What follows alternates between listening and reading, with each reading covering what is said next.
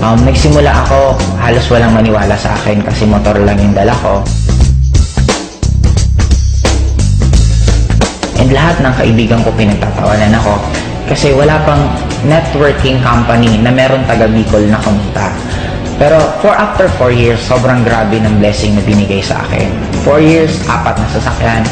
First car ko is Honda Civic, second car ko is Montero Sport, third car ko is sobrang wapo ng sasakyan kasi 2-door siya na Accord na kung nanonood ka ng Fast and the Furious, halos magkamukha yung sasakyan na yun. Pang fourth car ko, normally halos ito yung nagiging ultimate goal eh. Fourth car ko is Hummer. Na ang kagandahan dito, may maliban lang kasi since ang taas ng gas consumption ng Hummer, binigyan pa ako ng in-global ng bonus na profit sharing na worth 600,000. 5, 7, 5, 350,000. Para daw pang gas ko sa Hummer ko. And ang pinaka naging blessing sa akin this year, kasi binigay pa sa akin ng AIM, yung isa sa pinakapangarap ko, yung makakita mismo ko at makahawak ng snow.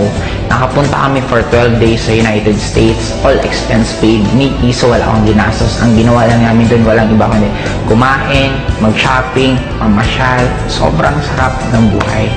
And ang nagiging blessing sa akin ngayon, hindi lang ako yung kumikita. Kasi within this year alone, 10 sa taga Bicol ang nagkaroon ng first car nila. And I already created more than 30 millionaires under me.